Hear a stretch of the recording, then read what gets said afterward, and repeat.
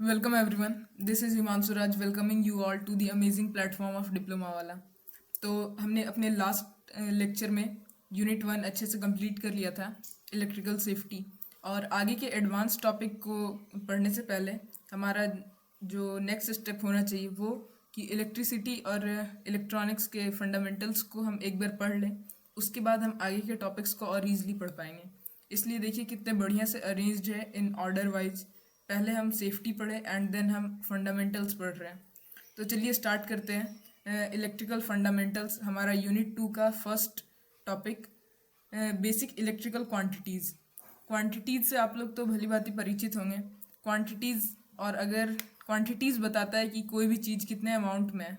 और अगर हम मतलब फिजिकल क्वांटिटी की बात करें तो वो दो इन्फॉर्मेशन देता है हमें। First magnitude and second unit.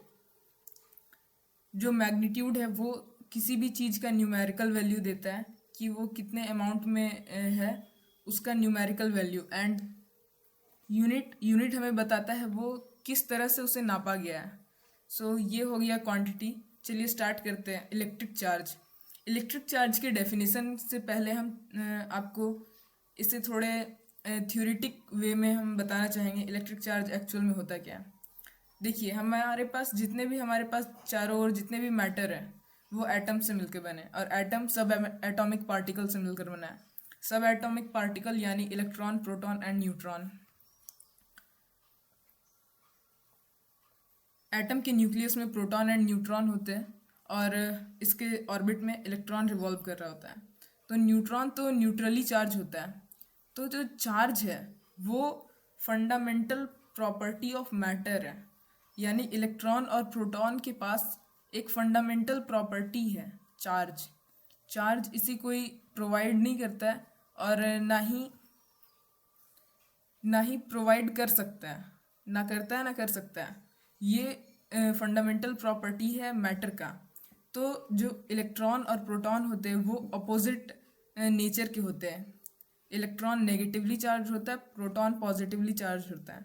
लेकिन जनरली सारे जो भी हमारे आसपास सामान है उसमें इलेक्ट्रॉन और न्यूट्रॉन मतलब इलेक्ट्रॉन एंड प्रोटॉन के नंबर अमाउंट सेम रहता है। तो वो अपोजिट चार्ज एक दूसरे को कैंसिल करके न्यूट्रल हो जाते हैं। दैट्स वाई उस पर कोई चार्ज नहीं रहता है जनरली। लेकिन अगर हम किसी तरह से इससे इलेक्ट्रॉन को इजेक्ट करा दें तो क्या होगा, इलेक्ट्रॉन की डिफिशियंसी हो जाएगी और इससे इस मैटर पे आएगा electric charge, positive electric charge, due to इसमें प्रोटॉन का नंबर ज़्यादा हो गया।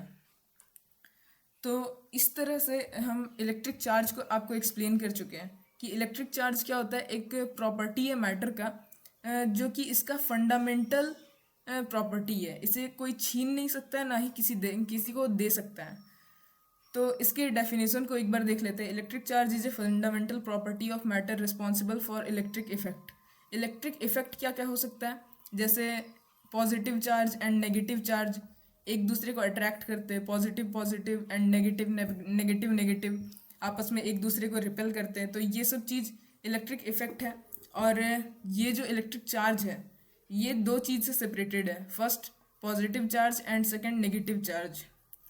तो चार्ज तो आप समझ गए क्या है। अब इसे देखिए फिजिकल क्वांटिटी के रूप में हम इसे सिंबल क्यू से डिनोट करते हैं और इसका एसआई यूनिट है कूलम।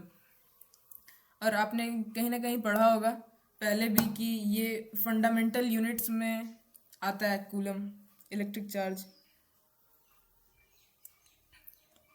तो देखिए अब हम आते हैं अपने, अब ज़्यादा थ्योरेटिकली बात नहीं करेंगे। अब हम सीधा जंप करते हैं आगे के टॉपिक्स में। An electron carries negative charge while proton carries positive charge. ये सब चीज़ें तो मैंने आपको बता ही दी। देखिए Q is equal to I into T. ये एक बहुत इंपॉर्टेंट फार्मूला है इलेक्ट्रिक चार्ज का। चार्ज जिसे हम Q से डिनोट कर रहे हैं उसका वैल्यू होता है आई, करंट फ्लो इनटू टाइम। आई इलेक्ट्रिक करंट को बताता है जो कि एम्पियर्स में नापा गया हो, और टाइम एसआई यूनिट में सेकेंड्स। तो ये जो हमारे पास क्वांटिटी आएगी वो आएगा कूलम में। तो ये है इलेक्ट्रिक चार्ज को नापने का फॉर्मूला यही है, Q इज इक्वल टू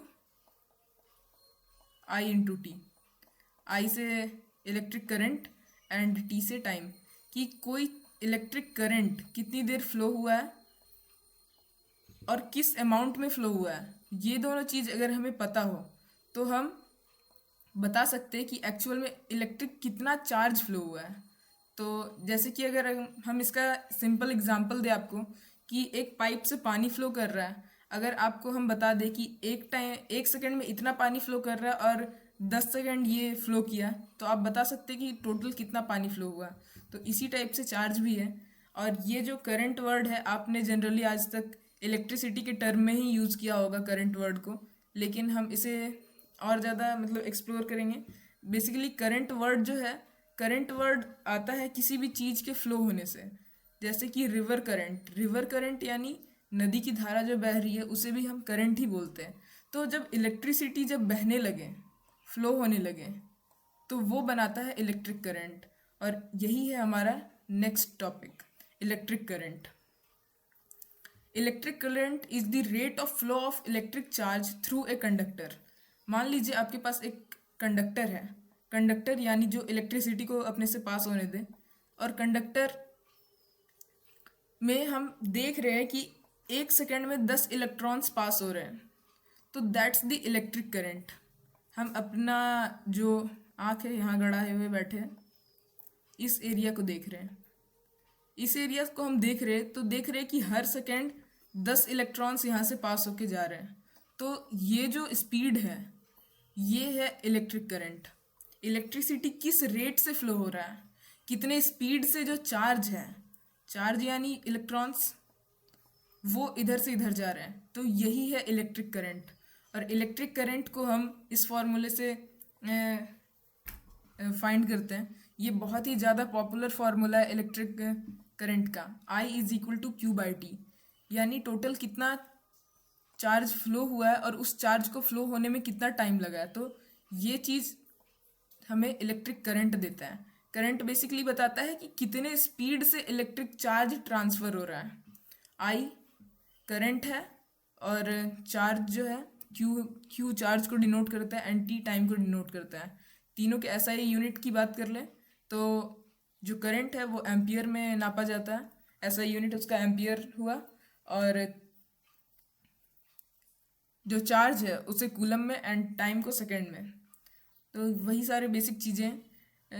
इसी फॉर्मूला पे अगर हम 1 वैल्यू पुट कर दें, यानी 1 एम्पियर करंट को डिफाइन करें, तो 1 एम्पियर करंट क्या होता है, 1 ampere current is equal to 1 coulomb per second. यानी कि अगर हम इस जगह पे देखें तो इस जगह पे अगर 1 कूलम चार्ज ट्रांसफ़र हो रहा होगा हर सेकेंड, तो हम बोलेंगे कि इस जो कंडक्टर है इसमें इलेक्ट्रिक करंट 1 एम्पियर का है, यानी कि इस कंडक्टर से हर सेकेंड 1 कूलम चार्ज ट्रांसफ़र हो रहा है, दैट्स 1 एम्पियर।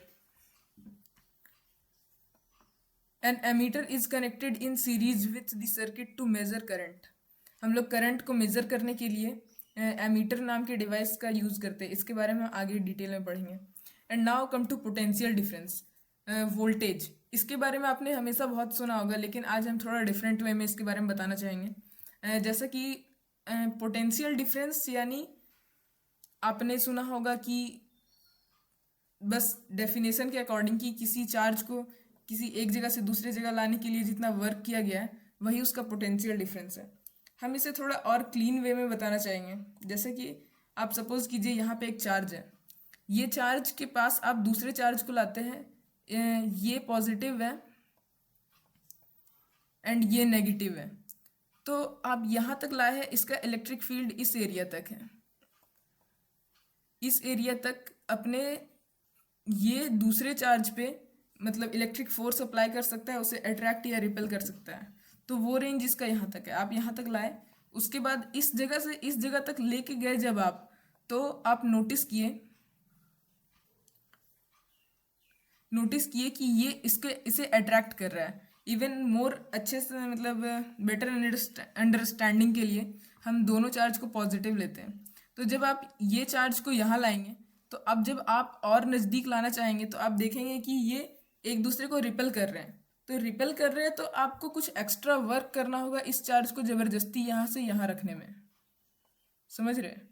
तो जब आप 1 जूल एनर्जी खर्च करके इसे यहाँ से यहाँ रख दिए, तो अब देखिए एनर्जी हम खर्च किए हैं 1 जूल, तो इसके पास पोटेंशियल भी 1 जूल काम करने का है।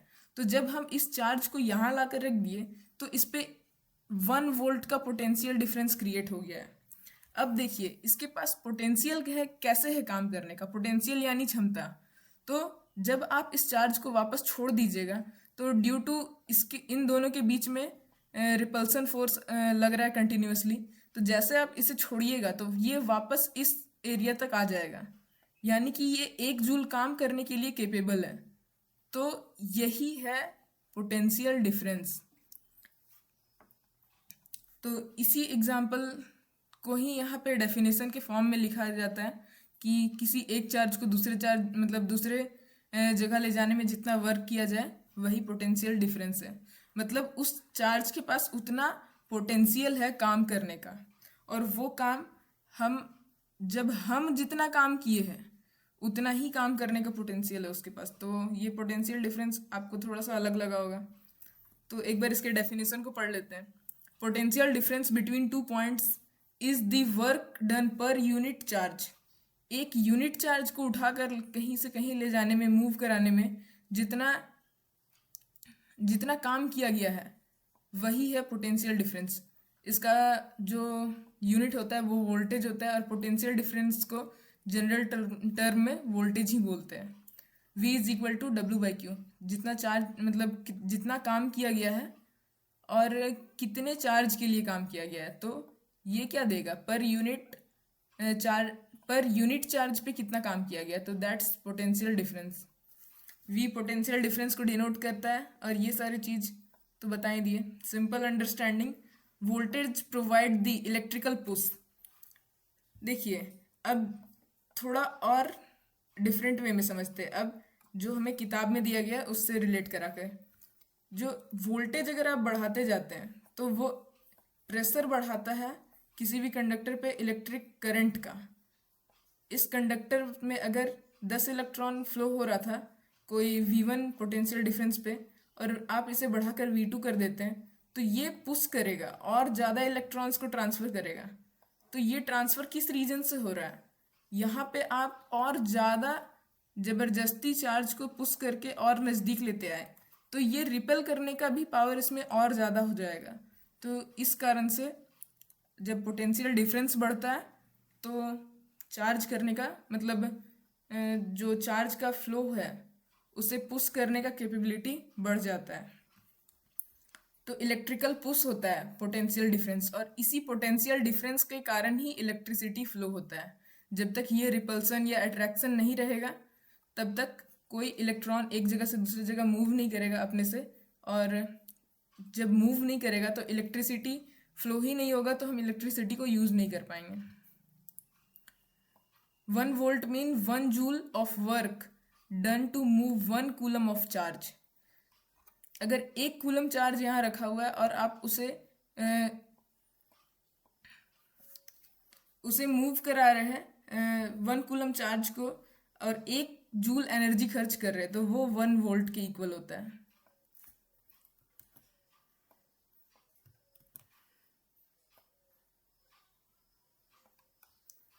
मेजरिंग इंस्ट्रूमेंट, पोटेंशियल डिफरेंस या वोल्टेज को मेजर करने के लिए वोल्ट मीटर डिवाइस का यूज़ किया जाता है। इसके बारे में भी हम ज़्यादा डिटेल में आगे बताएंगे। आप यहाँ नोटिस कीजिए कि ये जो एमीटर था उसे हम सीरीज में जोड़ रहे थे, और जो वोल्ट मीटर है उसे हम पैरेलल में जोड़ेंगे। तो सीरीज एंड पैरेलल कनेक्शन ये भी हम आगे देखेंगे। फिर आता है इलेक्ट्रिकल रेजिस्टेंस। देखिए जब कोई कंडक्टर से इलेक्ट्रिसिटी फ्लो होता है तो कुछ ऐसा चीज़ भी होता है जो उस फ्लो को अपोज करता है। लाइक इलेक्ट्रॉन्स अपने जगह को छोड़ना नहीं चाहते, वो टाइटली बाउंडेड होते हैं। तो जब तक आप बहुत ज़्यादा पुश नहीं करेंगे तब तक वो इलेक्ट्रॉन अपनी जगह को छोड़कर जाएगा नहीं कहीं और। तो इसी चीज़ को बोलते हैं रेजिस्टेंस, मतलब कितना स्ट्रिक्टली वो अपने जगह पे बाउंडेड है, दैट्स कॉल्ड रेजिस्टेंस। तो मतलब जो इलेक्ट्रिसिटी के करंट को इलेक्ट्रिक करंट को फ्लो होने से रोक रहा है वो चीज होता है electric resistance. Electric resistance is the property of matter that opposes the flow of electric current through it. कोई भी कंडक्टर में इलेक्ट्रिसिटी के फ्लो को होने से रोकने का जो प्रॉपर्टी है वो रेजिस्टेंस कहलाता है. रेजिस्टेंस का सिंबल आर होता है. आर से हम रेजिस्टेंस को डिनोट करेंगे एंड इसका जो एसआई यूनिट होता है वो ओम होता है. ओम एक साइंटिस्ट के नाम पे ही है और इसका जो साइन है वो समथिंग लाइक दैट है, इस टाइप का. तो अगर हायर रेजिस्टेंस होगा, अगर चार्ज को फ्लो होने से रोकने का कैपेबिलिटी अगर ज़्यादा होगा तो करंट भी कम जाएगा, और अगर चार्ज को ईजिली फ्लो होने दिया जाएगा तो ज़्यादा करंट फ्लो होगा. तो यही चीज़ लिखा हुआ है. Resistance is measuring using ohm meter और ए डिजिटल मल्टीमीटर. ये दोनों डिवाइस का यूज़ किया जाता है. इसे भी हम आगे मतलब जो सेक्शन में हम पढ़ेंगे कि किस डिवाइस से कौन से इलेक्ट्रिकल क्वांटिटीज़ को मेज़र करते हैं तो उसमें और अच्छे से एक्सप्लेन करेंगे. नाउ इसे आप समझ सकते हैं कि अगर ज़्यादा चौड़ा मोटा पाइप रहेगा तो उससे पानी ईजिली फ्लो होगा, और अगर पतला पाइप है तो उससे पानी कम फ्लो होगा. ये पानी के स्पीड फ्लो को अपोज करेगा. अगर आप इतने मोटे पाइप में अगर चाह रहे हैं कि 1 लीटर पानी हर सेकंड गुजरे और इतने पतले पाइप में भी चाह रहे हैं तो ये ज़्यादा अपोज करेगा कि ये आगे नहीं बढ़ने देना चाहेगा. तो ये दैट मीन्स ये रजिस्ट कर रहा है उस चीज़ को, उस फ्लो को. तो यही है रेजिस्टेंस. ये बस आपको थ्योरेटिकली समझने के लिए. Now summary table. चार्ज जो है उसे क्यू से डिनोट करते हैं. कूलम होता है इसका एसआई यूनिट, और इसका कोई मेजरिंग इंस्ट्रूमेंट नहीं होता है. आप पूरी पानी की टंकी को नहीं नाप सकते हैं. आप नाप सकते हैं कि उस पानी की टंकी से कितना पानी फ्लो हो रहा है. पोटेंशियल डिफरेंस ये V से डिनोट किया जाता है वोल्टेज, और इसे वोल्ट मीटर से नापते हैं. रेजिस्टेंस को R से डिनोट किया जाता है, ओम मीटर से नापा जाता है या मल्टीमीटर से नापा जाएगा. Important question. देखिए हमने आपको पहले के यूनिट में भी बताया था कि हम आपको एग्जैक्ट मॉड्यूल आंसर नहीं दे देंगे. हम आपको चाहते हैं कि आप सीखें कि किस वे में आंसर राइटिंग करना है. तो उसके लिए हम आपको स्ट्रक्चर दे रहे हैं कि इस फॉर्मेट में आंसर को लिखिएगा. तो आपको अपने कॉपी में इसे लिखना है और स्ट्रक्चर इसी को फॉलो कीजिए. या तो अगर आप खुद से आंसर लिख पाते हैं तो ये उससे बढ़िया क्या ही होगा. और बाकी वाइवा और क्विक क्वेश्चन ये सब आपके खुद के प्रैक्टिस के लिए.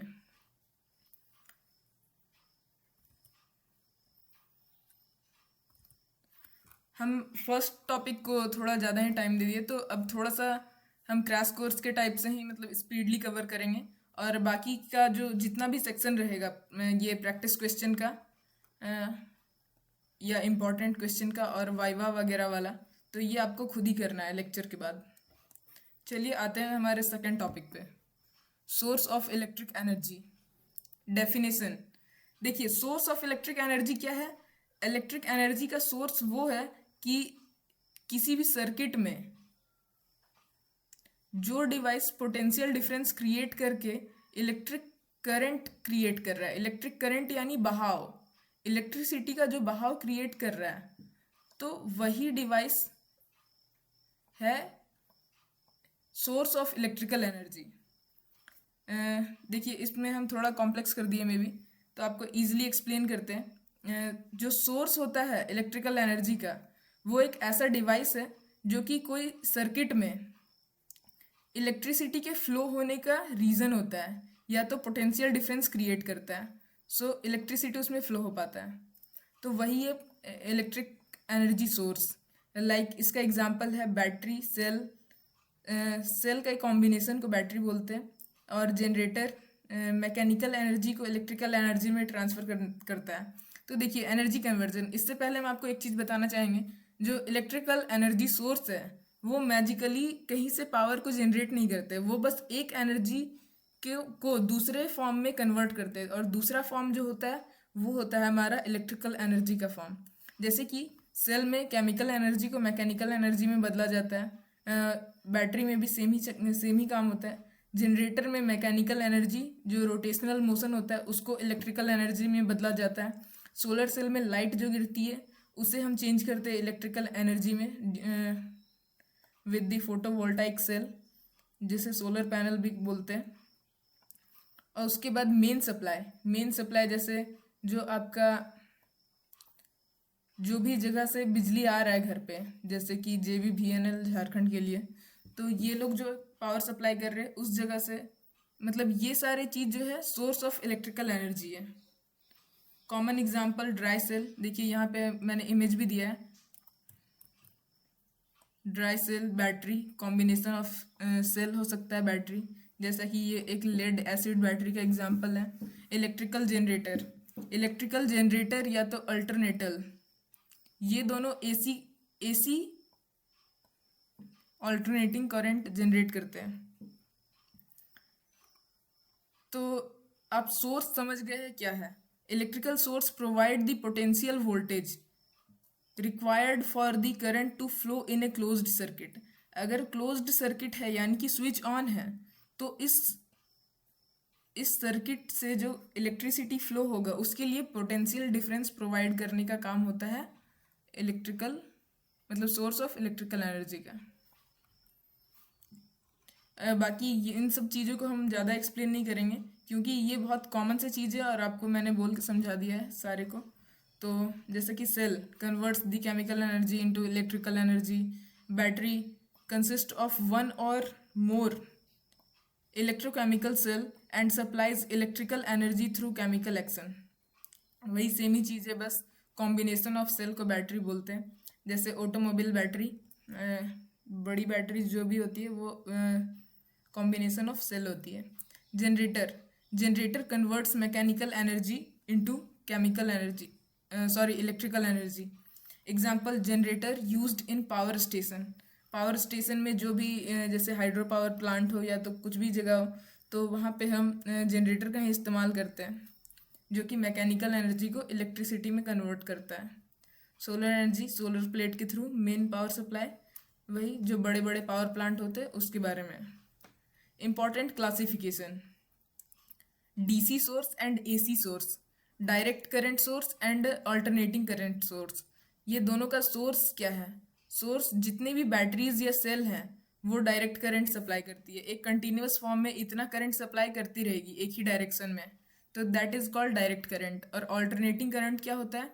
साइनोसोडियल होता है, यानी कि वोल्टेज एक बार बढ़ के पूरे पीक पे जाएगा 240 वोल्ट, फिर कम होना स्टार्ट होगा, फिर उसका डायरेक्शन चेंज हो जाएगा। पहले करंट इधर से फ्लो हुआ था हल्का सा, एंड इस आधे साइकिल में यहाँ से यहाँ तक करंट इधर से फ्लो होगा, और उसके बाद फिर धीरे धीरे बढ़ के 240 वोल्ट जाएगा, उसके बाद फिर कम होके 0 हो जाएगा, एंड देन फिर वोल्टेज मतलब इधर से फ्लो होगा फिर इधर से फ्लो होगा, that is called alternating current. और ये अल्टरनेटिंग करंट जो है वो जनरेट होता है अल्टरनेटर से। अल्टरनेटर एक ऐसे टाइप का जनरेटर है जो अल्टरनेटिंग करंट जनरेट करता है। ऐसे भी जनरेटर हो सकते हैं और होते हैं जो DC करंट भी जनरेट करते हैं। इस बात को आपको ध्यान में रखना है। और ये जितने भी रिमेंबर बॉक्स हैं, आई थिंक आपको ये बहुत ज़्यादा हेल्प करेंगे आप जब क्विक रिवीजन कर रहे होंगे। A source supplies electrical energy, it does not create energy from nothing. ये कोई मैजिकल बॉक्स नहीं होता है जो कि आपको फ्री में एनर्जी दे दे, बस ये एक एनर्जी को दूसरे एनर्जी में कन्वर्ट करता है। Important question and then viva question आप खुद से करना है।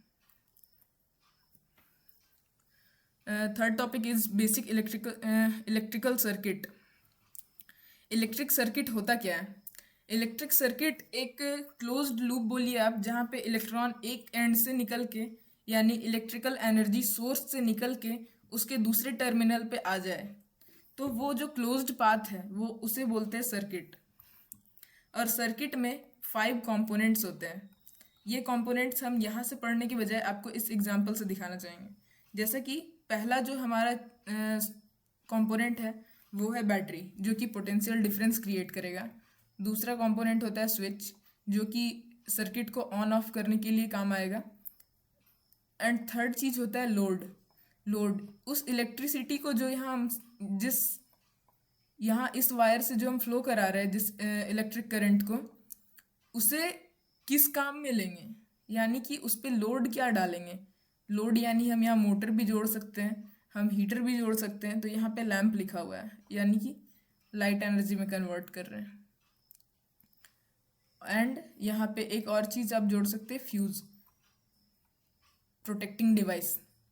तो ये 5 चीज़ जो है ये होते हैं basic component of N electric circuit.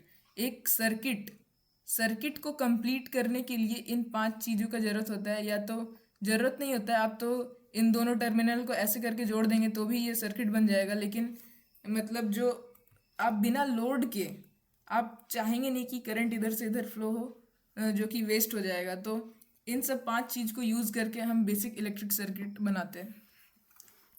इसके बारे में थोड़ा इसके डेफिनेशन को एक बार देख लेते हैं। An electric circuit is a closed conducting path through which electric current can flow from source through the load and back to the source. इसका मतलब क्या हुआ कि इलेक्ट्रिक सर्किट एक क्लोज्ड कंडक्टिंग पाथ है, एक कंडक्टर का ही पाथ है। इलेक्ट्रिसिटी के लिए एक रास्ता है जहाँ पे जो इलेक्ट्रिक करंट है वो एक साइड से निकलेगा और लोड यहाँ बीच में कहीं जुड़ा हुआ है, लाइक मोटर, लाइट, ये सारा चीज़, और इससे होते हुए सोर्स के दूसरे टर्मिनल में आ जाएगा। तो यही होता है इलेक्ट्रिक सर्किट। आपको डेफिनेशन को पढ़ना है और कोशिश कीजिए कि जितनी बार भी लिख पाए आप डेफिनेशन को, या तो एग्जैक्ट डेफिनेशन बहुत ज़्यादा हेल्पफुल होते हैं मार्क्स गेन करने के लिए। आप खुद से बना के भी लिख सकते हैं, लेकिन जो एग्जैक्ट डेफिनेशन से अगर आप कंपेयर करें तो लिटिल बिट आपका जो क्वालिटी है डेफिनेशन का वो डिग्रेड हो सकता है। तो अगर आप खुद से, अगर आपको लग रहा है कि हम अच्छा बना के लिख पा रहे हैं, देन आप कोशिश कीजिए खुद से लिखने का। नहीं तो आप इन सारे डेफिनेशन को प्रेफर कर सकते हैं, जो कि काफ़ी मैंने कंसाइज रखा है, बहुत लेंदी नहीं है और आपको याद भी हो जाएगा जल्दी। उसके बाद सिंपल सर्किट वर्किंग यही है कि switch is closed as complete conducting path is formed and current flow through the load. जब स्विच को ऑन करते हैं तो ये जो पूरा पाथ है वो कंप्लीट हो जाता है एंड लोड से होते हुए करंट फ्लो होने के कारण हमारा जो भी लोड है वो वर्क करता है। जैसे लैंप है तो वो ग्लो करेगा और मोटर है तो वो रोटेट करेगा, और स्विच को ऑफ करने से लोड भी बंद हो जाएगा, इलेक्ट्रिसिटी का फ्लो बंद हो जाएगा बेसिकली। उसके बाद कितने टाइप के इलेक्ट्रिक सर्किट होते हैं। क्लोज्ड सर्किट फिर हम यहीं पे डायग्राम के थ्रू ज़्यादा एक्सप्लेन करना चाहेंगे। फर्स्ट है ओपन सर्किट यानी कि यहाँ बीच से स्विच कटा हुआ है, यानी कि इसका जो पाथ है वो क्लोज्ड नहीं है, दैट मीन ये ओपन सर्किट है। इसमें लोड के थ्रू से करंट कैसे फ्लो होगा, जब यहीं पे रास्ता रुका हुआ है तो इस जगह पे इलेक्ट्रिसिटी का फ्लो नहीं हो पाता है और लोड वर्क नहीं करता है। तो ये है ओपन सर्किट। ये जो पाथ है ये कहीं से भी ओपन रहेगा तो दैट मीन ओपन सर्किट है। क्लोज्ड सर्किट स्विच ऑन है, यहाँ से इलेक्ट्रॉन्स निकले, सॉरी लेफ्ट साइड से निकलते हैं, इधर से इलेक्ट्रॉन निकला लोड से होते हुए इधर से ग्लो करते हुए, फिर वापस से इस रास्ते से होते हुए इसके दूसरे टर्मिनल में आ गया। तो ये जो क्लोज्ड पाथ फॉर्म हुआ कंडक्टर के थ्रू, तो that is electric circuit, closed electric circuit. And short circuit, ये बहुत ज़्यादा सुना हुआ वर्ड है लेकिन एग्जैक्ट आपको पता नहीं, मे भी पता हो, लेकिन बहुत कम लोग इसके बारे में एग्जैक्ट जानते कि शॉर्ट सर्किट होता क्या है। तो शॉर्ट सर्किट एक ऐसा कंडीशन है जब लोड से होते हुए करंट जाने की बजाय कोई उसके अलावा कोई दूसरा रास्ता ढूंढ लेता है, और ये जो दूसरा रास्ता है उसमें रेजिस्टेंस काफ़ी कम होता है। तो जब रेजिस्टेंस कम रहेगा तो V is equal to IR, इस फॉर्मूला में लगाया आप। तो जब यहाँ पे रेजिस्टेंस जब बहुत ज़्यादा कम हो जाएगा तो करंट कितना फ्लो होगा, इस R को हम इधर लाएंगे तो I is equal to V/I हो जाएगा, V/R हो जाएगा। और इस टाइप से आप देख सकते कि रेजिस्टेंस अगर टेंड्स टू 0 है तो ये जो करंट का जो वैल्यू है ये कितना ज़्यादा इनफाइनाइटली बूस्ट होने लगेगा। ये डिपेंड करेगा कि जो सप्लाई है वो कितना करंट दे सकता है। तो जब इतना ज़्यादा ह्यूज अमाउंट ऑफ करंट अचानक से फ्लो होने लगेगा तो ये हीट कॉज करेगा, and this condition is called short circuit. यानी कि लोड का रास्ता छोड़ के इलेक्ट्रिसिटी कोई छोटा शॉर्ट रास्ता ढूंढ लिया और वो रास्ता रास्ता उसके लिए कम रजिस्टिव है, यानी कि करंट ईजिली फ्लो कर सकता है। तो इस रास्ते से जाने लगेगा करंट, तो लोड भी नहीं चलेगा और ये बहुत ज़्यादा हार्मफुल होता है। मतलब बहुत ज़्यादा अगर हीट जनरेट हुआ तो वो जो आपका प्रिंटेड सर्किट बोर्ड होता है जिसे पीसीबी बोलते हैं उसे डैमेज कर सकता है। एक बार इसके डेफिनेशन को देख लेते हैं। ए closed circuit has a complete conducting path through which current can flow. एक ऐसा पाथ जहाँ पे करंट फ्लो हो सके वो क्लोज्ड सर्किट है। ओपन सर्किट हैज़ ब्रोकन और incomplete conducting path, like switch open किया हुआ है, यहाँ पे स्विच ओपन है तो ये है open circuit. And short circuit मैंने आपको एक्सप्लेन कर दिया। A short circuit occur when 2 point और different potential become connected through a very low resistance path. बहुत कम रेजिस्टेंस वाला रास्ता चूज कर लेते हैं। जैसे कि यहाँ पे एक मेटल जोड़ा हुआ था, ये तार इसमें जाकर टच हुआ एंड ये तार इसमें कहीं टच हुआ होगा, तो ये एक शॉर्ट रास्ता ढूंढ लिया है। तो that condition is called short circuit. इससे होता क्या क्या है, एक्सेस करंट फ्लो होता है जो कि ओवर हीट कॉज कर सकता है, फायर लग सकता है, हीट होगा तो उसका जो इंसुलेटर होगा वो डैमेज होगा, वो आग पकड़ सकता है इस टाइप का। और परमानेंट फेलियर ऑफ जो भी है अप्लायंसेस उसका परमानेंट फेलियर भी हो सकता है। ओपन सर्किट में वेरी हाई या इनफाइनाइट रेजिस्टेंस इमेजिन किया जाता है कि इन दोनों पॉइंट्स के बीच स्विच के बीच इतना ज़्यादा रेजिस्टेंस है कि इलेक्ट्रिसिटी इस रास्ते से जा नहीं पा रहा है, तो that is open circuit. Open circuit को अज्यूम किया जाता है हाईली या इनफाइनाइट रेजिस्टेंस और कोई भी करंट फ्लो नहीं करता है। एंड शॉर्ट सर्किट में वेरी लेस या वेरी लो रेजिस्टेंस होता है जो डायरेक्ट कोई छोटा रास्ता ढूंढ लेता है जहाँ पे इलेक्ट्रिक करंट खुद के लिए और बहुत ज़्यादा ह्यूज अमाउंट ऑफ करंट अचानक से फ्लो होने लगता है, तो that is short circuit. Why does short circuit cause huge current? ज़्यादा करंट क्यों करता है कॉज? इसका एग्जाम्पल हम आपको पहले ही दे दिए इसे एक्सप्लेन करके with the Ohm's law formula, V is equal to IR वाला फार्मूला से, कि बहुत ज़्यादा करंट कैसे मतलब बढ़ जाता है तुरंत, क्योंकि रेजिस्टेंस बहुत ज़्यादा लो हो जाता है, ये टेंड्स टू 0 हो जाता है almost.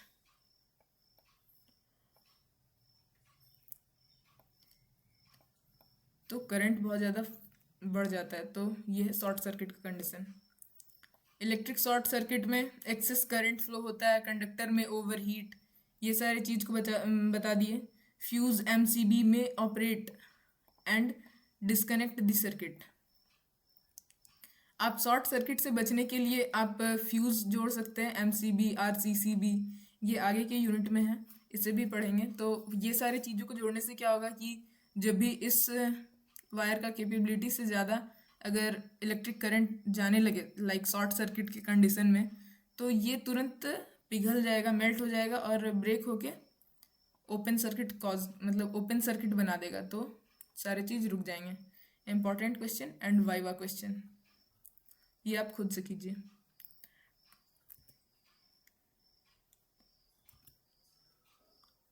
Relationship between voltage current and resistance, that's Ohm's law.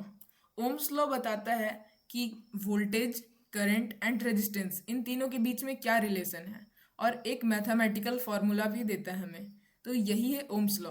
अब आइए देखते हैं ओम्स लॉ होता क्या है। ओम्स लॉ कहता है कि अगर कोई सर्किट है उसके हम फिजिकल कंडीशन लाइक उस अगर वायर है तो वायर इतना पतला यूज़ किया गया था तो हम इसे इतना मोटा ना कर दें, इस टाइप का फिजिकल चेंज ना करें, एंड जो टेम्परेचर है सेम टेम्परेचर को मेंटेन करें। तो अगर हम 1 एम्पियर मतलब 1 वोल्ट ऑफ वोल्टेज को बढ़ाएंगे तो वो सेम डायरेक्टली प्रोपोर्शनल होता है करंट का, तो अगर हम 1 वोल्ट बढ़ा रहे हैं तो 1 एम्पियर करंट भी बढ़ जाएगा। तो यही बताता है ओम्स लॉ। ओम्स लॉ का अब डेफिनेशन को एक बार देखते हैं।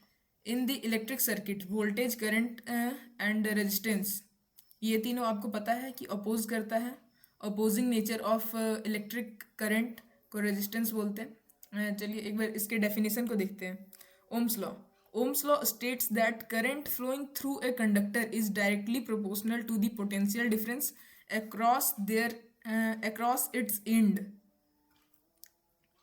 provided temperature and the physical condition remains same. Physical condition यही वाला बात है, वायर का थिकनेस वगैरह और ये सारी चीज़, और टेम्परेचर।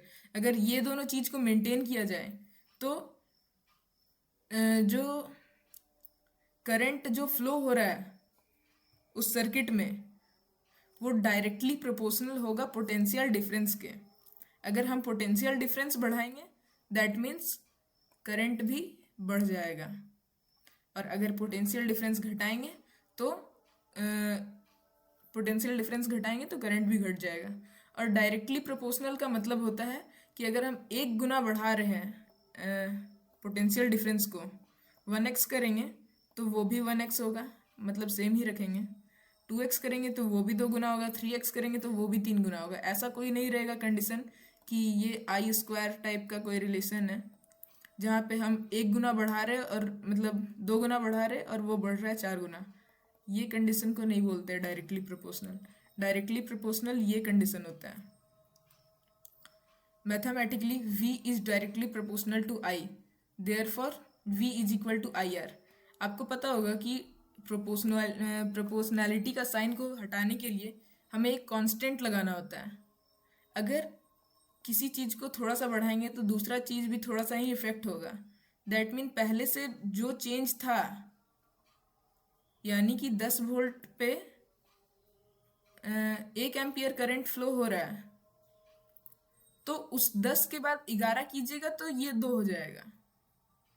तो उसके जगह पे मतलब आपको एक जो कांस्टेंट टर्म है वो लगाना होगा। लाइक यहाँ पे 10 वोल्ट पहले से दिया हुआ था तो यहाँ पे ये कांस्टेंट था, उस टाइप से आपको कांस्टेंट लगाना होगा, और वो कांस्टेंट होता है R, resistance.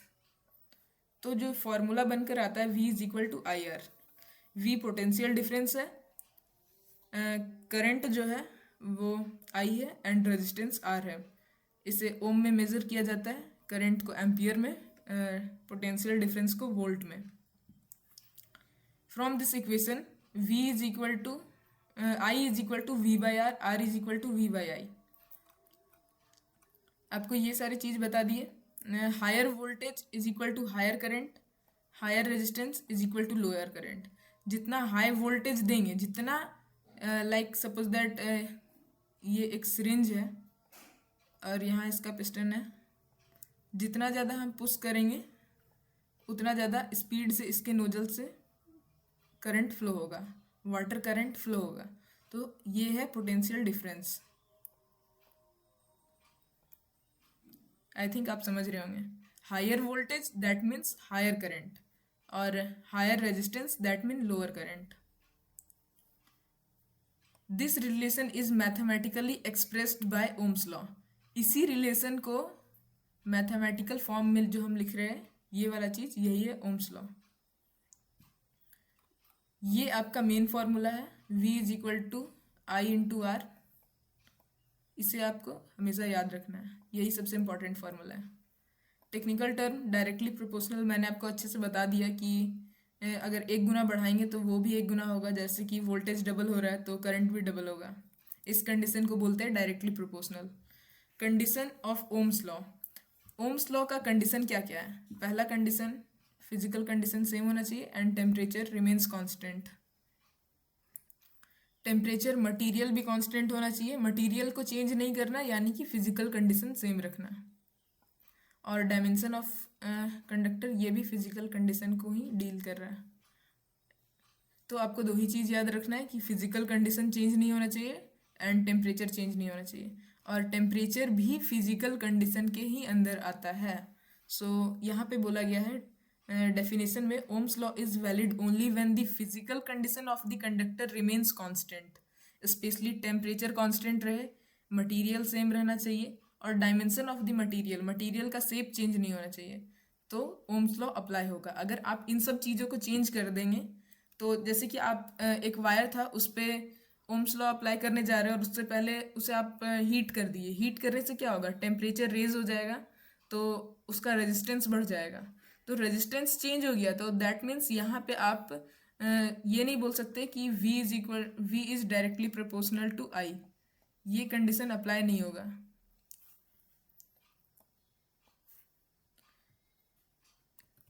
Y temperature mentioned वही चीज़ है कि उसका जो रेजिस्टेंस वगैरह वो चेंज हो जाता है। Ohm's law is equal to V is equal to IR। ये रिमेंबर बॉक्स जो भी है, आप अगर इसे बाद में रिवीजन के लिए देखेंगे तो आपका मैक्सिमम चीज़ इसमें से कवर हो जाएगा, या अगर आप इसे अच्छे से पढ़े होंगे तो। VI कैरेक्टरिस्टिक्स, V को चेंज करने पे I पे क्या इफेक्ट आता है, that is called VI characteristics. किस टाइप का कैरेक्टर शो करता है। For an ohmic conductor, ohmic conductor ये वर्ड आप मे बी आप पहली बार सुन रहे होंगे। ओमिक कंडक्टर को हम एक्सप्लेन कर देना चाहेंगे इस डेफिनेशन को पढ़ने से पहले। ओमिक कंडक्टर का मतलब होता है कि ऐसा कंडक्टर जो कि ओम्स लॉ को फॉलो कर रहा हो। ओम्स लॉ को फॉलो करने वाले वैसे तो सारे कंडक्टर ओमिक कंडक्टर ही कहलाएंगे, लेकिन कुछ चीज़ होते हैं, जैसे सेमीकंडक्टर की बात करें आप, सेमीकंडक्टर नेचुरल जो कंडक्टर होते हैं जैसे कॉपर हो गया, इन सब चीज़ को आप हीट कीजिएगा तो इसका रेजिस्टेंस बढ़ेगा। लेकिन अगर सेमीकंडक्टर है तो आप उसे हीट कीजिएगा तो उसका रेजिस्टेंस घटेगा। उसके बाद अगर हीट करने के बाद वो इलेक्ट्रिसिटी को फ्लो होने देता है, तो मतलब देख रहे हैं कि दोनों का नेचर चेंज हो रहा है। तो ओमिक कंडक्टर वो सारे कंडक्टर होते हैं जो इलेक्ट्रिसिटी को फ्लो होने मतलब ओम्स लॉ को फॉलो करते हैं।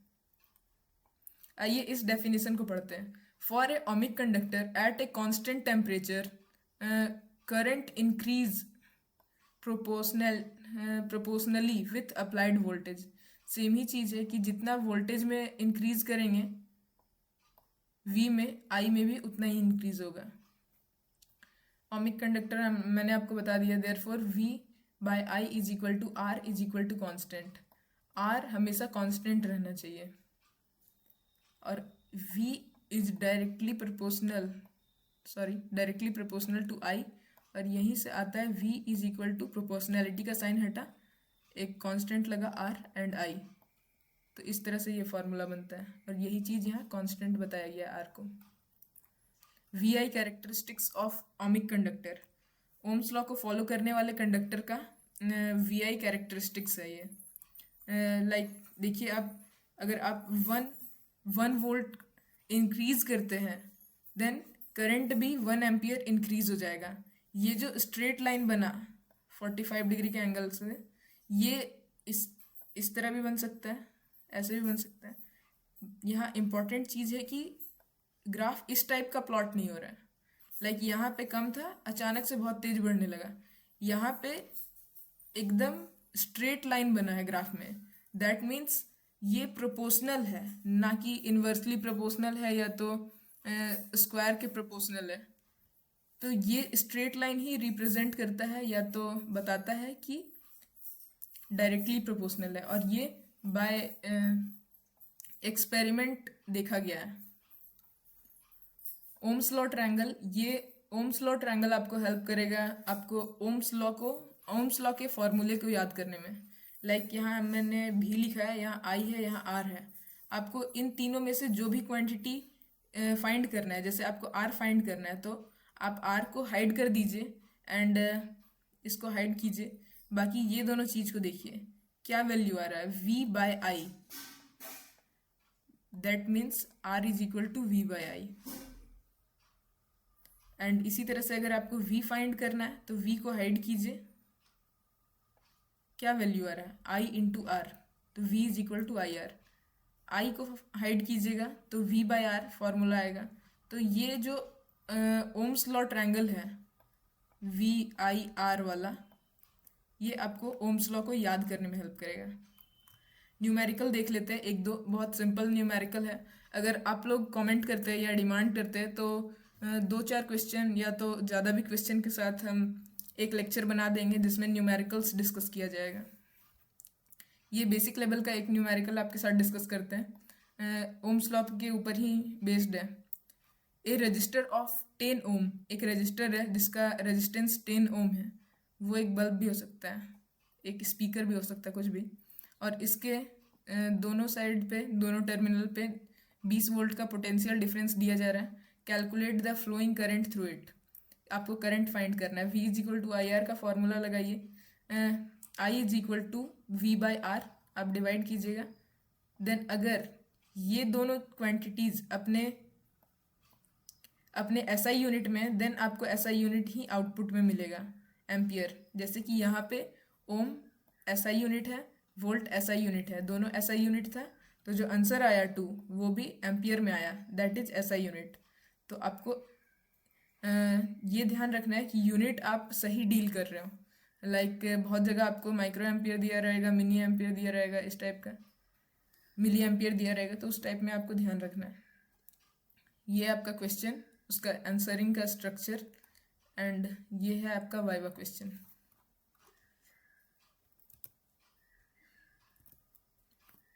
Register in series and parallel, कोई भी रजिस्टर इन द सेंस आप उसे लोड भी मान सकते हैं, या तो रेजिस्टेंस मान सकते हैं। लोड को रेजिस्टेंस इसलिए माना जा रहा है, लाइक ये बल्ब का साइन हम बना दे रहे हैं, तो इसे हम रजिस्टर इसलिए मान रहे हैं क्योंकि जब यहाँ से करंट फ्लो होना चाहेगा तो ये इसका अपोज करेगा, और ये जो लोड है इनडायरेक्टली एक रेजिस्टेंस ही है, तो हम लोड को भी रजिस्टर ही डील करते हैं। लाइक कोई भी हम कनेक्शन कर रहे हैं उसमें सीरियल पैरेलल करेंगे तो हम वहाँ पे रजिस्टर वर्ड ही यूज़ करेंगे, और रजिस्टर वर्ड से आपको मतलब समझना यही है कि हम उसमें लोड जोड़ रहे हैं। रेजिस्टेंस कॉम्बिनेशन, रेजिस्टेंस कॉम्बिनेशन होता क्या है कि वायरिंग करते समय किस तरह से जोड़ा जाए लोड को, उसके जो कॉम्बिनेशंस हैं उसे रेजिस्टेंस कॉम्बिनेशन बोलते हैं। इसके डेफिनेशन को पढ़ते हैं। व्हेन टू और more resistors are connected in an electrical circuit they form a combination of resistors. Sorry, हम थोड़ा मतलब माइंड से हिल गया था, हट गया था। ये कॉम्बिनेशन है, कॉम्बिनेशन मतलब आप 3-4 रजिस्टर या लोड को एक साथ जोड़ रहे और उसे साथ में हम रजिस्टर कॉम्बिनेशन बोलते हैं, सॉरी फॉर दैट। और उसे जो जोड़ने का तरीका है उसे हम कॉम्बिनेशन बोलते हैं, और ये 2 टाइप का होता है जनरली, इससे ज़्यादा भी होते हैं, लेकिन हम पढ़ रहे 2 टाइप का, series combination and parallel combination. एक बार डेफिनेशन को देख लेते हैं। व्हेन 2 और more resistors are connected in a electrical circuit they form a combination of resistor. ये चीज़ तो मैंने आपको बता दिया। 2 तरीके से होता है, series combination and parallel combination. The single resistance that can replace the complete combination without changing the electrical effect is called equivalent resistance। आपने 10 लोड जोड़ा और एक ये पॉइंट है, ये पॉइंट है, यहाँ पे प्लस वोल्टेज अप्लाई किया, यहाँ माइनस, ये दोनों टर्मिनल्स पे वोल्टेज दिया, तो ये तीनों के बदले आप बस एक रजिस्टर लगाइए, लेकिन जो करंट फ्लो हो रहा था वो भी सेम रहना चाहिए और जो वोल्टेज आप दे रहे थे वो भी सेम रहेगा। तो अगर ये करंट सेम फ्लो होगा बस एक ही रेजिस्टेंस से, तो उस रेजिस्टेंस को बोलेंगे इक्विवेलेंट रेजिस्टेंस। वो कुछ भी इलेक्ट्रिकल इफेक्ट नहीं कर रहा है, कुछ भी इलेक्ट्रिकल करंट में चेंज नहीं ला रहा है, या तो कुछ भी चीज़ चेंज नहीं कर रहा है, बस इन सारे रजिस्टर के जगह पे बस एक रजिस्टर है, तो that is equivalent resistance. Electrical term equivalent resistance, इसे मैंने आपको एक्सप्लेन कर दिया है। Register connected in series. अब देखिए सीरीज कनेक्शन होता क्या है। सीरीज कनेक्शन का मतलब होता है कि जो भी लोड है या तो जो भी रजिस्टर है, रजिस्टर का साइन कुछ इस टाइप का होता है, आपको हमने फर्स्ट यूनिट में पढ़ाया था। यहाँ पे आपने प्लस वोल्टेज अप्लाई किया इस टर्मिनल पे, एंड यहाँ पे नेगेटिव वोल्टेज अप्लाई कर रहे हैं। तो सीरीज कनेक्शन बोलता है कि जो इलेक्ट्रिक करंट को फ्लो होने का जो पाथ होगा वो बस एक ही पाथ होगा, बस एक ही रास्ते से होके इलेक्ट्रिसिटी जा सकता है।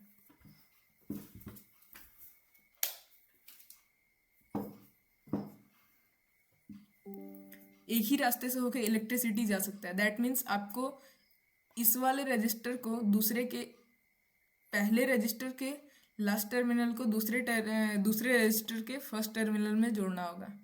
लाइक इस टाइप से। आपने सीरीज बल्ब देखा होगा। सीरीज बल्ब या राइस लाइट का नाम ही सीरीज बल्ब इसलिए होता है क्योंकि वो सीरीज कॉम्बिनेशन में होते हैं। अब आइए सीरीज कॉम्बिनेशन को समझने के बाद हम इसके कैरेक्टरिस्टिक्स को समझेंगे। Registers are said to connected in series when they are connected to end in a single path. एक ही रास्ता होता है करंट को फ्लो होने का और एक एंड से दूसरे एंड में जोड़ा हुआ रहता है। एक रजिस्टर अपने से नेक्स्ट रजिस्टर से ही जुड़ा हुआ रहेगा। सो इस तरह के कॉम्बिनेशन को सीरीज कनेक्शन बोलते हैं। Current flow through every register is same. जब पाथ एक ही है तो करंट फ्लो भी तो सेम ही रहेगा, that's obvious. So in series connection जितना भी करंट है, जितने भी रजिस्टर से करंट पास हो रहा है, लाइक यहाँ से पास हो रहा हो, यहाँ से पास हो रहा हो एंड यहाँ से पास हो रहा हो, ये तीनों से करंट का अमाउंट सेम रहेगा, आई सेम रहेगा।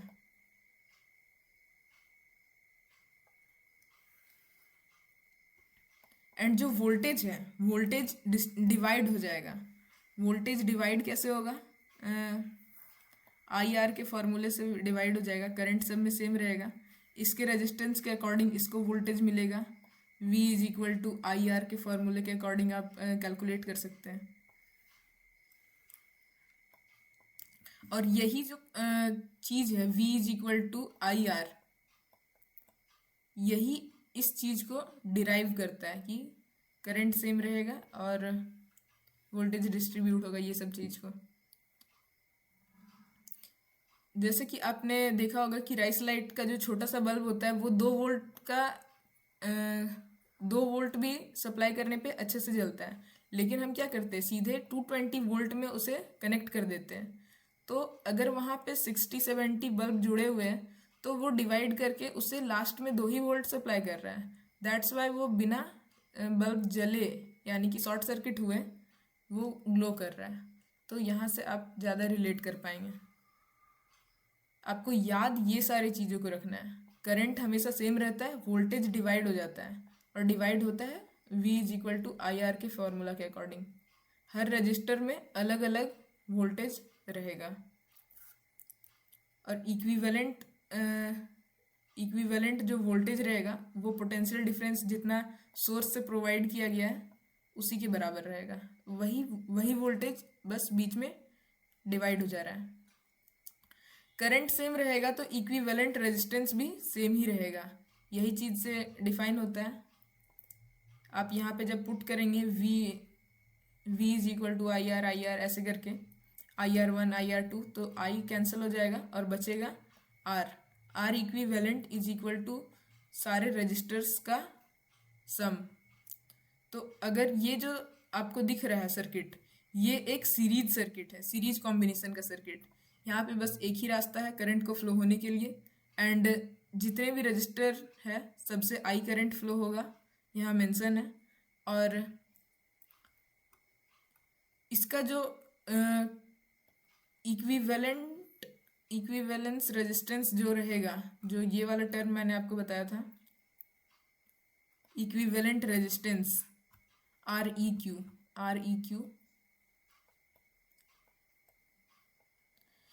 ये होगा इक्वल टू R1 का रेजिस्टेंस, R2 का रेजिस्टेंस और R3 का रेजिस्टेंस। ये तीनों को नॉर्मली ऐड कर देना है तो आपका निकल जाएगा resistance of equivalent resistance of series connection.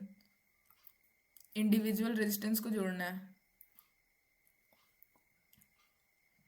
Y are series resistance added, जुड़ता क्यों है, ये वाला चीज़ मैंने आपको पहले ही बताया था। V is equal to I R के फॉर्मूला से डिराइव होके आता है ये चीज़, रेजिस्टेंस नॉर्मली जुड़ेगा, ये वाला चीज़। I R equivalent is equal to IR1 IR2 ऐसे करके, तो ये वाला चीज़ निकल के आता है। Registers connected in parallel. Parallel combination होता क्या है, पहले ये जानते हैं। पैरेलल कॉम्बिनेशन होता है कि जो करंट होता है उसे फ्लो होने के लिए बहुत सारे पाथ होते हैं, एक सिंगल पाथ नहीं होता है। ये भी पाथ है और ये भी पाथ है,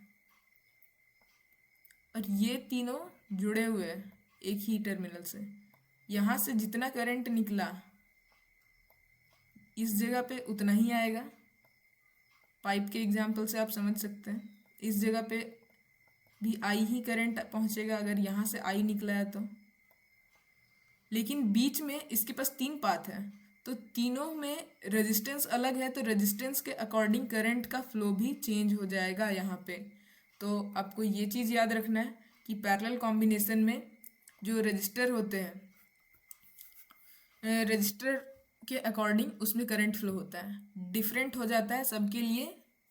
सबके लिए जो करंट है वो डिफरेंट हो जाता है और वोल्टेज सेम हो जाता है, क्योंकि इसको भी 5 ही वोल्ट मिल रहा होगा, इसको भी 5 ही वोल्ट मिल रहा होगा, इसको भी 5 ही वोल्ट मिल रहा होगा, आई मीन जितना सप्लाई किया गया होगा। तो ये वाला चीज़ जो है वो है पैरेलल कनेक्शन। पैरेलल कनेक्शन यानी सबके लिए डिफरेंट रास्ता है, मतलब करंट को फ्लो होने के लिए डिफरेंट पाथ्स है, और वोल्टेज सारे रजिस्टर में सेम रखा गया है, और करंट जो है सारे रजिस्टर में डिफरेंट रहेगा अकॉर्डिंग टू देयर रेजिस्टेंस।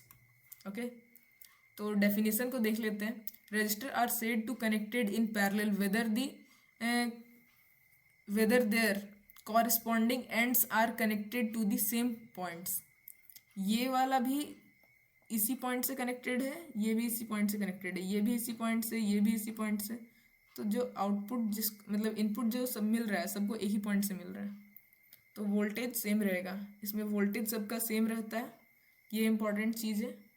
और करंट जो रहेगा ये तीनों में जितना करंट था वो जोड़ के फिर वापस से आई ही हो जाएगा, लेकिन बीच में डिवाइड हो जाएगा। तो इक्विवेलेंट रेजिस्टेंस कैसे निकालें?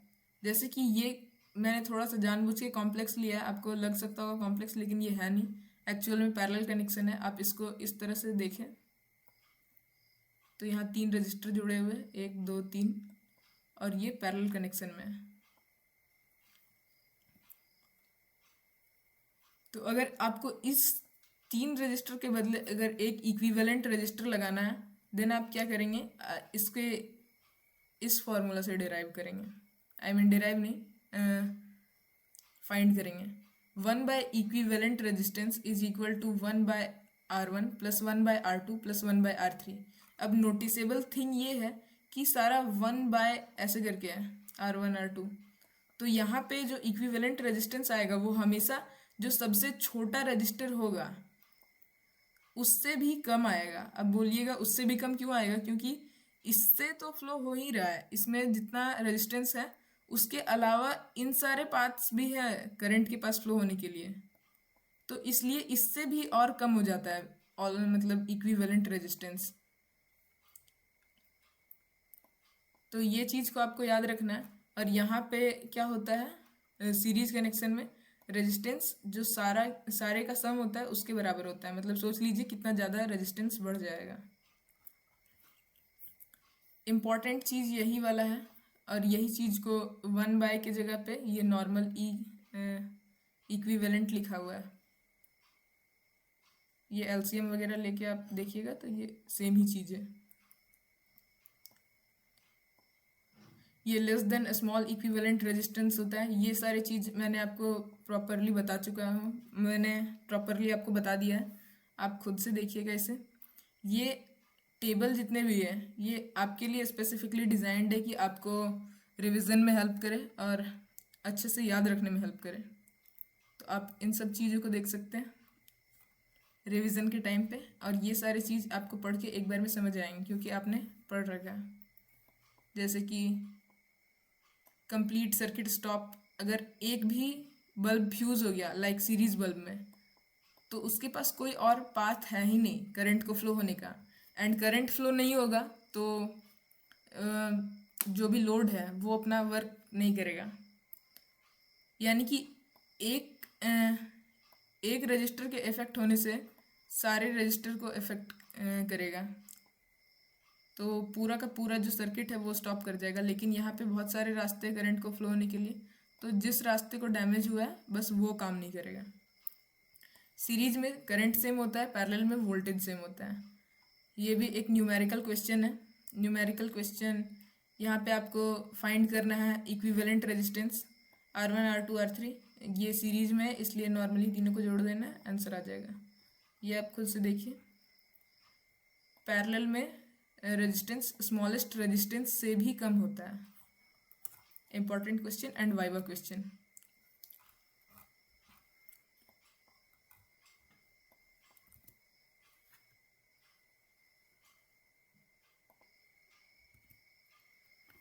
नेक्स्ट जो टॉपिक है वो इस लेक्चर का लास्ट टॉपिक है, electrical measuring instrument. Electrical quantities को मेज़र करने के लिए जो इंस्ट्रूमेंट यूज़ होते हैं उन सब चीज़ों के बारे में पढ़ना है। Introduction. Electrical measuring instrument are device that use to measure electrical quantities such as current, voltage, resistance and other electrical parameters. ये सब जो पैरामीटर है, जैसे कितना करंट फ्लो हो रहा है, वोल्टेज कितना है, रेजिस्टेंस कितना है, ये सारे चीज़ों को नापने के लिए जो डिवाइस यूज़ हो रहे हैं, ये सारे डिवाइस यूज़ होंगे। ये सारे डिवाइस के बारे में पढ़ना है।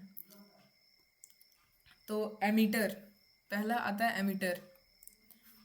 एमीटर करंट को मेज़र करने के लिए यूज़ होता है। Quantity measured current is use to measure current in a electric circuit, और इसका यूनिट एम्पियर होता है।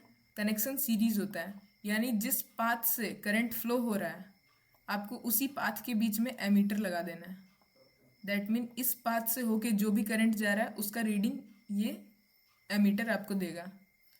तो इसका आपको याद ये रखना है कि ये करंट मेज़र करता है एंड इसे जोड़ा सीरीज में जाता है।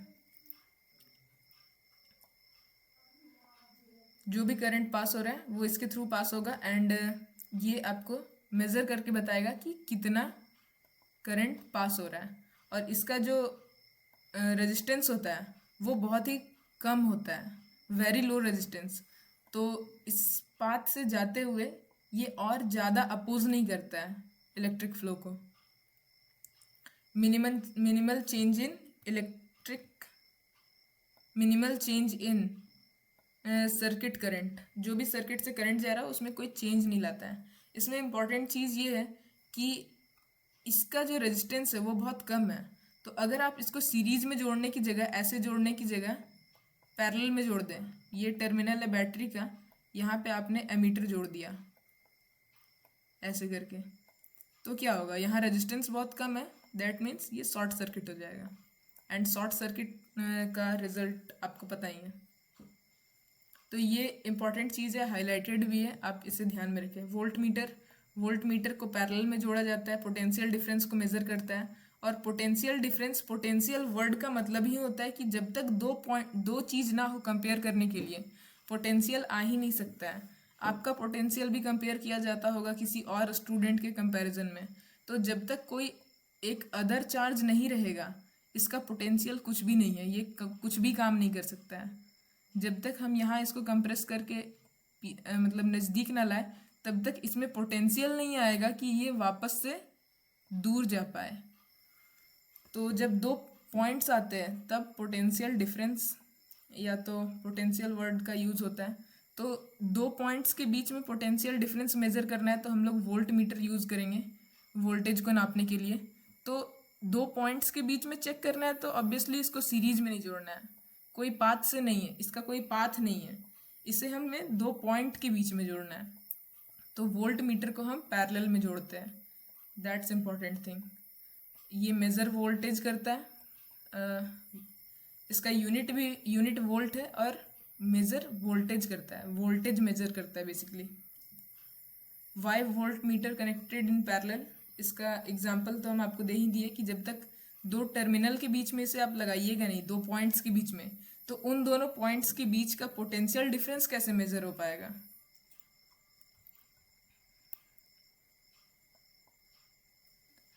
वेरी हाई रेजिस्टेंस, इसका जो रेजिस्टेंस होता है बहुत ज़्यादा हाई होता है, ताकि जब आप दो पॉइंट्स के बीच में लगाएं तो शॉर्ट सर्किट ना हो जाए। तो समझ रहे हैं, जब हम दो पॉइंट्स के बीच में जोड़ रहे हैं तो इस बात का ध्यान रख रहे हैं कि इसके अंदर बहुत ज़्यादा हाई वोल्ट मतलब रेजिस्टेंस रहता है, तो शॉर्ट सर्किट टाइप का कोई कंडीशन नहीं आता है और ये इफेक्टिवली वोल्टेज को मेज़र कर लेता है। रिमेंबर बॉक्स एमीटर को सीरीज में जोड़ते हैं, लो रेजिस्टेंस होता है और इसे हमें कभी भी पैरेलल कंडीशन में, पैरेलल सीरीज मतलब पैरेलल कनेक्शन में नहीं जोड़ना है।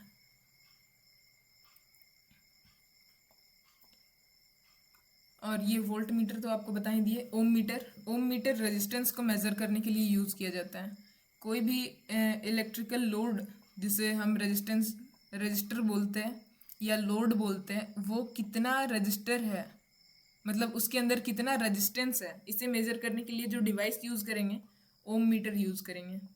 ओम मीटर रेजिस्टेंस मेज़र करता है, इसका यूनिट ओम होता है और इसे हमें हमेशा डिवाइस को टर्न ऑफ करके लगाना है, डी इलेक्ट्रोलाइज्ड। इसका रीज़न क्या है, हमें इसे हमेशा मतलब डिवाइस को ऑफ करके इसलिए मेज़र करना है क्योंकि ये खुद के करंट मतलब खुद का पावर सोर्स यूज़ करता है, मतलब ये पाथ से ट्रांसफ़र करना चाहेगा एक स्पेसिफिक अमाउंट ऑफ करंट को और उसके बेसिस पे ये मतलब मेज़र करेगा कि उसमें रेजिस्टेंस कितना है। तो अगर आप इसे चालू कंडीशन में, अगर यहाँ लोड ऑन है, ऑन कंडीशन में अगर मेज़र करते हैं तो ऑलरेडी इसमें बहुत huge amount of current flow हो रहा है, तो ये कभी भी एक्चुअल रीडिंग दे ही नहीं पाएगा और मे बी इसका जो एनर्जी है वो आपके मीटर में चला जाए, ओम मीटर में, और वो आपके ओम मीटर को भी ख़राब कर देगा। तो हमेशा ध्यान रखना है कि जब भी आप मेज़र कर रहे हो वो चीज़ डी इलेक्ट्रोलाइज्ड हो। जो भी टेक्निकल टर्म मैंने यूज़ किया लाइक डी इलेक्ट्रोलाइज्ड या तो और भी जगह पे यूज़ किया था, मैंने कोशिश किया है कि आप इस नोट्स को पढ़ के मतलब कभी भी रिवाइज कर पाएँ। सो टेक्निकल टर्म के फॉर्म में मैंने यहाँ नोट कर दिया है। Digital meter DMM, digital multimeter DMM, ये एक ऐसा इलेक्ट्रिकल मेजरिंग इंस्ट्रूमेंट है जो कि बहुत सारे वाइड रेंज ऑफ बहुत सारे अलग अलग तरह के पैरामीटर्स को मेज़र कर सकता है एक अकेला डिवाइस। जैसे कि ये AC voltage, DC voltage, AC current, DC current, resistivity, continuity को एक्सप्लेन करते हैं। उससे पहले ये सारे चीज़ को मेज़र कर लेता है एक अकेला डिवाइस। जैसे कि ये रेजिस्टेंस भी मेज़र कर रहा है, फिर वोल्टेज भी मेज़र कर रहा है, करंट भी मेज़र कर रहा है और भी बहुत सारे चीज़ों को मेज़र करता है। कंटिन्यूटी लाइक आपके पास एक वायर है, वो थोड़ा जल गया तो आपको चेक करना है कि बहुत लंबा वायर है, लाइक यहाँ से आपके पास 500 मीटर है, तो 500 मीटर है तो आप इसे अंदर से देख तो नहीं सकते कि इससे करंट जा रहा है कि नहीं। तो कंटिन्यूटी चेक करने के लिए ये क्या होगा कि आप दोनों टर्मिनल को यहाँ पे जोड़िए वायर में, तो अगर ये इधर से करंट फ्लो होके यहाँ पे डिटेक्ट हो पाया, यानी ये सर्किट क्लोज रहा, तो ये बीप करेगा या तो आपको इन्फॉर्म करेगा लाइट के थ्रू। तो ये बताता है कंटिन्यूटी, क्या ये जो पाथ है वो क्लोज्ड है कि नहीं। Many multimeter can additionally test diode, capacitance, frequency, बहुत सारी चीज़ को मेजर कर सकता है, लाइक कितना फ्रीक्वेंसी का ऑल्टरनेटिंग करंट आ रहा है। जैसे कि मैंने आपको बताया था साइनोसोडियल वेव, ये 1 सेकेंड में कितना वेव बन रहा है, ये सारी चीज़ को भी मेजर कर सकता है। Main part of digital meter display होता है, डिजिटल डिस्प्ले। एक रोटेटर स्विच होता है कि आप चेंज कर सकते हैं सेलेक्टर, लाइक आपको वोल्टेज मेजर करना है, करंट मेजर करना है, ये सारे चीज़ के बीच स्विच कर सकते हैं। और एक करंट टर्मिनल होता है, टेस्ट प्रोब्स होता है, 2 स्टिक रहेगा, मतलब एक मेन स्टिक रहेगा जिसको आप एक और को, ये वाला चीज़ है कॉमन टर्मिनल नेगेटिव वाला, और ये टेस्ट प्रोब से आप दूसरे जगह पे टच करेंगे और टेस्ट करेंगे। टेक्निकल टर्म कंटिन्यूटी जो मैंने आपको एक्सप्लेन कर दिया है। कंटिन्यूटी क्या होता है। लास्ट है मेगर। मेगर एक इलेक्ट्रिकल इंस्ट्रूमेंट बोलिए, जो भी इंस्ट्रूमेंट है, इसे यूज़ किया जाता है बहुत हाई या तो ह्यूज अमाउंट ऑफ रेजिस्टेंस को मेजर करने के लिए, जनरली मेगा ओम।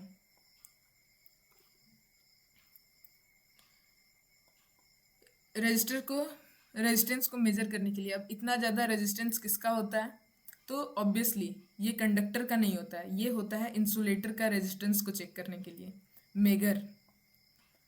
और इससे हम टेस्ट करते हैं कि जैसे कि कोई भी वायर है उसके ऊपर जो इंसुलेशन कवर है, वो इंसुलेशन कवर कहीं ख़राब तो नहीं है कि हल्का सा वोल्टेज बढ़ा और ये मतलब इंसुलेटर से कंडक्टर बन गया।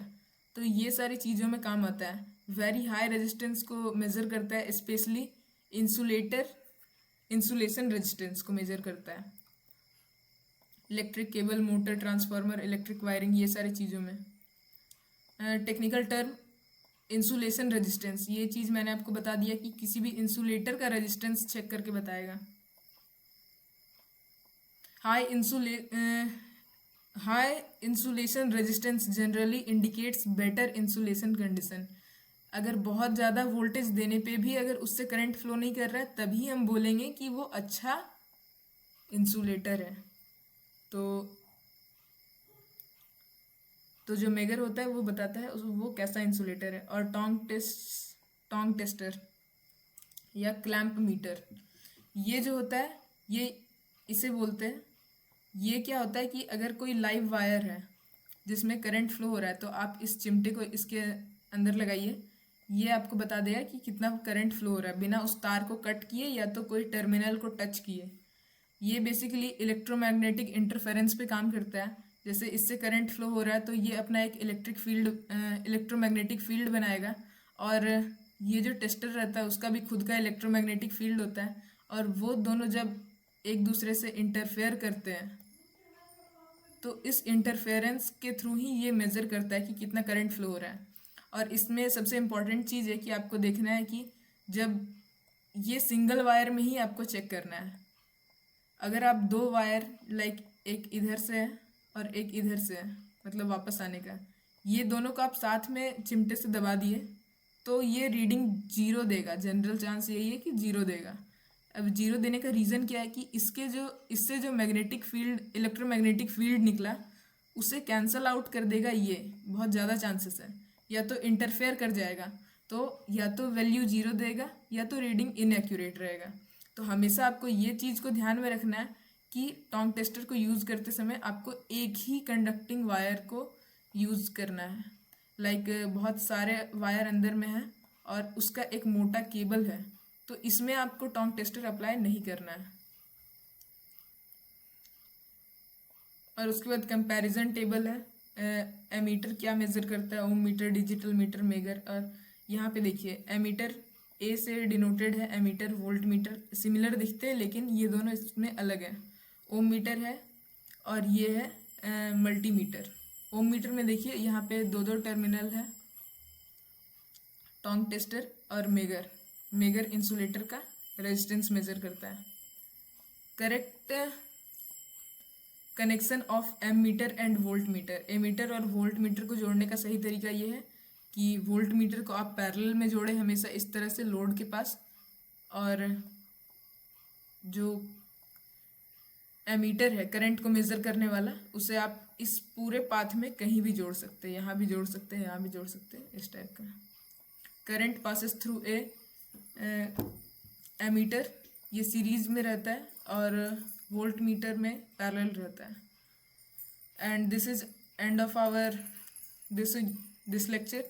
एंड आई थिंक आपको बहुत सारी चीज़ें पता चली होंगी, और अगर आपको कुछ इम्प्रूवमेंट चाहिए या कुछ और हेल्प चाहिए देन हम लोग आपकी सपोर्ट के लिए आप कमेंट कर सकते हैं। Thank you.